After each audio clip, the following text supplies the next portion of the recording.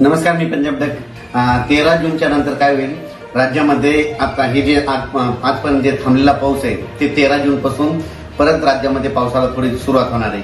13 जून नंतर जे पाऊस पडेल, 13ला पडेल, 14, 15, 16, 17, 18, 19 हे काय होईल, एक दिवस पडेल, पुन्हा दुसऱ्या दिवशी येणार नाही, तिसऱ्या दिवशी पडेल, चौथ्या दिवस येणार नाही. म्हणजे 13ला येईल तर 14ला येणार नाही, 15ला येईल तर 16ला येणार नाही, 17ला येईल तर 18ला येणार नाही. असं करत करत काय होईल, या 18-19 तारखेपर्यंत हे पावसाचं वातावरण असंच राज्यभर विखुरलेलं स्वरूपाचं भाग बदलत पडत राहणार आहे. मग राज्यात मान्सूनचा पाऊस परत करीत होणार आणि शेतकऱ्याचे पेरण्या कधी होणार? तर राज्यातल्या सर्व शेतकऱ्याला सांगू इच्छितो की मी पहिल्यापासूनच म्हटलं होतं की यावर्षी 3 टप्प्यामध्ये पेरण्या होणार. एक टप्पा राहील 7 ते 14 जूनचा. तर 7 ते 14 मध्ये काही भागामध्ये इकडं केजच्या पलीकडे तिकडे काही भागामध्ये जिथं जास्त पाऊस पडला तिकडे पेरण्या सुरू झाल्या, त्यांचे फोन देखील आले. इकडे सातारा, सांगली, कोल्हापूरकडे देखील ते सोयाबीन तिकडे देखील काही भागामध्ये पेरण्या सुरू झाल्या, लागवडी सुरू झाल्या. पण काय झालं त्याच्यानंतर महाराष्ट्रामध्ये की आपल्याकडं महाराष्ट्रामध्ये पाऊस सगळीकडे पाऊस चालत नाही.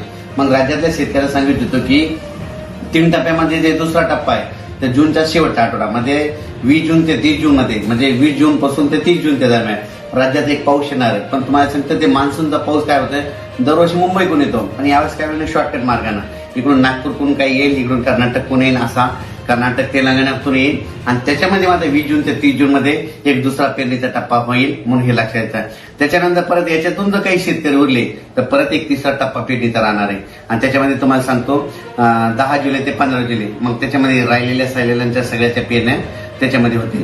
पण शेतकऱ्याला माझी विनंती की जमिनीमध्ये चांगली ओल असेल तरच पेरणीचा निर्णय घ्या, नसता पेरणी करू नका. कारण की 4 बोट 6 बोट ओलीव पेरणी केली तर ती आतापर्यंत फेल जाते, हे स्वतःचा देखील अनुभव आहे.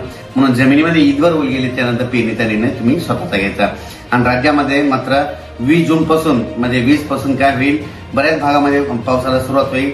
मग ते मान्सूनचाच पाऊस असेल. 20च्या नंतर ते 21, 22, 23 जसं जसं ते जूनच्या शेवटच्या आठवडा येईल तसं मग काही भागामध्ये बऱ्याच ठिकाणी मान्सून दाखल होईल आणि त्याच्यामध्ये देखील एक पेरण्या होतील. आणि त्याच्यामधून जर काही शेतकरी उरले तर 10 जुलै ते 15 जुलैमध्ये पेरण्या होतील, म्हणून हे लक्षात घ्यायचं. आता बऱ्याच जणांना वाटतं की 7 जून गेला आणि पाऊस नाही आला, तर काही चिंता करू नका. तुम्ही तुमचे काम करून घ्या, तुम्ही तुमच्या बियाणं व्यवस्थित राहू द्या.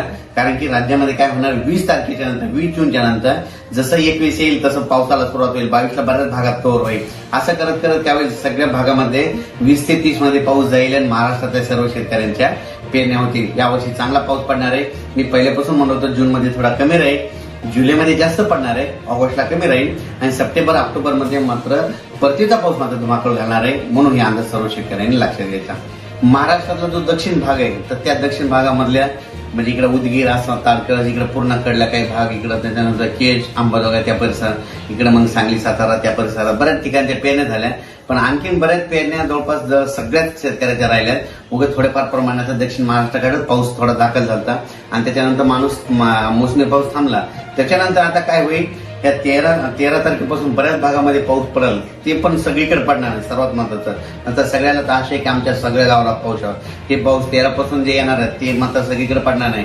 13 जून ते 18-19 जून पर्यंत असाच एक दिवस येईल, एक दिवस नाही येणार, पुन्हा 2 दिवस नाही येणार, एक दिवस येईल, असंच राहणार आहे. मात्र 20 जूनच्या नंतर मग परत महाराष्ट्रामध्ये चांगलं मोसमी पाऊस सक्रिय होईल आणि शेतकऱ्याच्या पेरण्या होतील. म्हणून हा अंदाज सर्व शेतकऱ्याला लक्षात, सगळ्यांच्याच पेरण्या होणार आहेत. दुष्काळ वगैरे काही पडणार नाही. जूनच्या अखेर जवळपास महाराष्ट्रातल्या बऱ्याच जणांच्या पेरण्या लागतील. सुरुवातीपासूनच वैयक्तिक शेतकरी असल्यामुळे सांगतो की मी स्वतः पेरणी करत असताना मी स्वतः थांबतो, मी स्वतः पेरतो. कारण की स्वतःचा अनुभव आहे. जमिनीमध्ये पाऊस पडल्याच्या नंतर शेतामध्ये कुदळ घेऊन जायची. जमिनीत जर ईदभर ओल असेल तर तुम्ही पेरणीचा निर्णय घ्या, नसता घेऊ नका. 4 बोट 6 बोट जर तुम्ही पेरणी केली ना ती फेल जाते. म्हणून हे अंदाज सर्व शेतकऱ्यांना लक्षात येतात. आपण आपलं नियोजन करायचं. पण दुष्काळ वगैरे मात्र काही पडणार नाही, म्हणून हे अंदाज सर्व शेतकऱ्यांना लक्षात घ्यायचा.